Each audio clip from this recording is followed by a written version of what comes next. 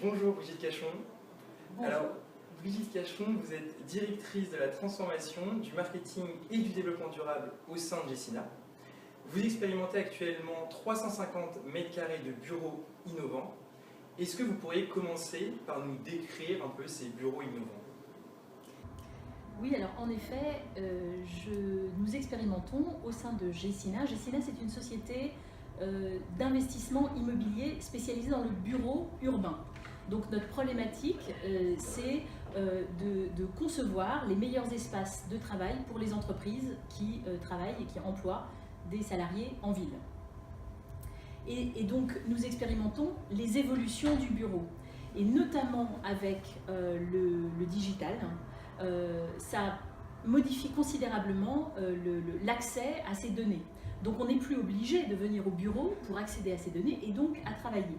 Donc on s'est posé la question de redéfinir le sens qu'on donne à aller au bureau.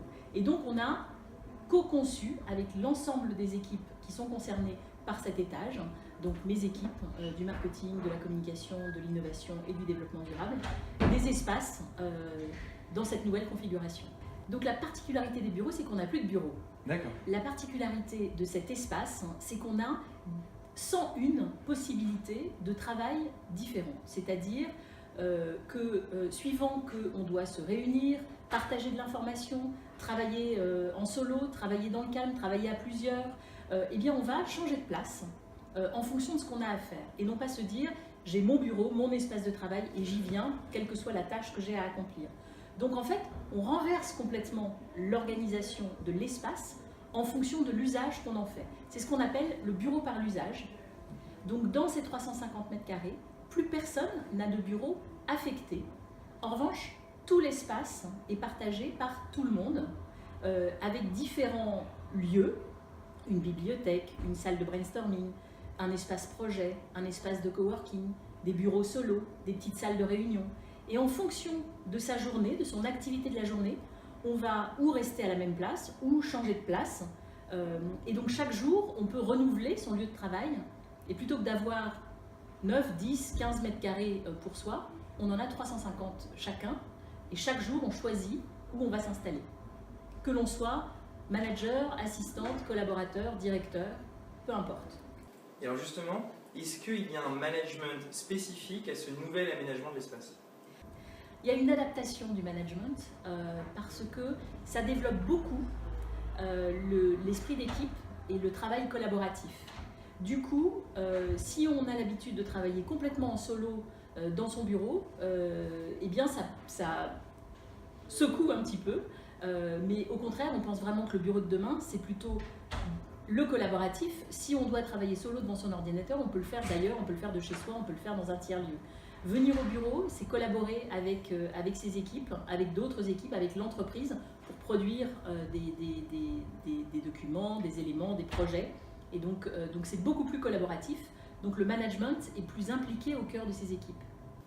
Et est-ce que votre équipe, elle est satisfaite ou pas par ces nouveaux bureaux? Écoutez, je mesure, donc ça fait maintenant 7 mois qu'on est installé dans cette configuration. Et je mesure chaque mois avec un questionnaire anonyme auprès de tous les collaborateurs concernés, donc les 30 collaborateurs qui font partie de cette expérimentation, leur niveau de satisfaction. Et surtout, c'est pas j'aime pas, c'est qu'est-ce que ça change, est-ce que je me suis adaptée à cela, qu'est-ce que ça change dans mon quotidien. Donc à 78%, ils disent je ne reviendrai pas en arrière, ces nouveaux bureaux par l'usage nous conviennent. Il y a 30% de réunions en moins. Parce qu'on se lève, on va voir la personne et on résout la problématique tout de suite. On n'attend pas la réunion d'équipe de la semaine suivante pour parler du sujet. Donc ça développe aussi les relations informelles entre pairs. Des équipes d'activités différentes vont se parler beaucoup plus facilement. Les managers d'équipes différentes vont aussi côtoyer les autres managers. Donc en fait, on fonctionne beaucoup plus en réseau et beaucoup moins en hiérarchique. Et d'ailleurs, c'est une demande des collaborateurs et notamment des jeunes collaborateurs qui nous rejoignent, qui se disent « moi je n'ai pas envie d'attendre 20 ans d'avoir un bureau à 2 fenêtres, c'est pas ça mon objectif. C'est dès que j'entre dans l'entreprise, c'est d'avoir des responsabilités, de la visibilité sur des projets, d'avoir des projets intéressants, voilà. et de travailler avec plusieurs personnes de sensibilités différentes. Et donc ces bureaux-là permettent ça. Donc il y a un grand niveau de satisfaction. Le corollaire de cette organisation, c'est que nous expérimentons en même temps le télétravail.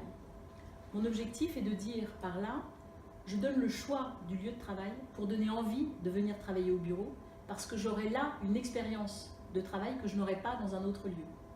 Mais je peux travailler de chez moi, donc un jour par semaine ou 3 jours par mois en flexible, je peux travailler de chez moi ou d'ailleurs du bureau. Et le fait de pouvoir travailler, de laisser la possibilité de travailler ailleurs, si un jour il y a une grosse grève de transport, je ne peux pas venir au bureau, plutôt que de passer 4 heures dans les transports à essayer de venir au bureau, je travaille de chez moi, j'ai les outils pour ça, je travaille de chez moi. En revanche, quand je viens au bureau, je sais pourquoi, je sais que mon lieu de travail a été conçu pour mon activité et je vais pouvoir développer un relationnel de qualité avec mes collègues. Donc finalement, vous proposez un modèle dans lequel le télétravail et le bureau, donc au sens très physique du terme, sont complémentaires. Oui, je pense que le digital permet une plus grande porosité entre la vie personnelle et la vie professionnelle. Ce qui ne veut pas dire qu'on travaille tout le temps ou qu'on s'amuse au bureau. Ça veut dire qu'on peut accéder à des données professionnelles en dehors du bureau et donc on peut aussi avoir des moments de détente au bureau. Vous voyez ici l'espace dans lequel on est, derrière vous il y a un baby-foot, il y a une table pour déjeuner le midi, tout ça c'est dans un espace de travail, de bureau. Donc on accepte que la journée, on peut faire une pause. On a par exemple dans notre espace une salle de sieste. Oui, on peut, si on a un coup de pompe ou si on veut se concentrer avant une réunion importante, eh bien on a un endroit dédié à ça. Et puis ensuite, et c'est accepté. Et donc du coup, on accepte aussi qu'on puisse travailler en dehors du bureau. Donc c'est un tout. Et je pense que pour motiver ses collaborateurs, ses équipes, et également pour qu'ils soient plus performants demain, c'est faisons-leur confiance, donnons-leur la possibilité d'être le plus à même possible d'exercer leur activité. Et à quoi il ressemblera le bureau de demain ? Je pense que le bureau de demain sera beaucoup plus ouvert donc d'un bureau à l'autre. Il y aura beaucoup plus d'espace collaboratif, beaucoup moins d'espace solo. Et je pense aussi que ce sera un bureau qui sera propice à la rencontre. J'ai la conviction qu'il y aura demain toujours des sièges d'entreprise. Peut-être qu'ils ne seront pas configurés de la même façon, peut-être qu'ils ne seront pas aussi grands qu'aujourd'hui, mais il y a un moment, un besoin de se retrouver, de partager des valeurs, de retrouver des collègues, de partager des projets, de travailler en équipe. Et ça, c'est ce que représente l'entreprise. Donc, il y aura toujours ça demain, j'en ai la conviction. En revanche, on viendra là pour coproduire avec ses collègues. On le voit avec les espaces de coworking aujourd'hui. Beaucoup de travailleurs indépendants ou de jeunes start-up ou autres peuvent travailler de chez elles, mais voient un intérêt à se retrouver dans des espaces collaboratifs où elles vont se retrouver avec d'autres gens, d'autres entreprises, d'autres entrepreneurs, pour pouvoir partager ensemble des problématiques communes. Mais dans l'entreprise, c'est pareil. Le fait que l'on puisse changer d'espace, se dire un jour je travaille à tel endroit, tel étage, un autre jour je peux collaborer avec une autre équipe à un autre étage, favorise la performance, favorise aussi la découverte des métiers qui existent dans l'entreprise. Donc l'entreprise de demain sera plus ouverte sur la ville, elle sera plus ouverte en interne au travail collaboratif, comme on le voit dans les espaces de coworking. Donc je pense que demain, on aura besoin de plus d'espace pour se retrouver, justement parce que les outils nous permettent aujourd'hui de travailler d'où on veut. On pourrait à la limite travailler chacun chez soi. Et on s'aperçoit qu'on a besoin, on a un instinct de grégaire, de se retrouver pour travailler, pour produire des choses ensemble.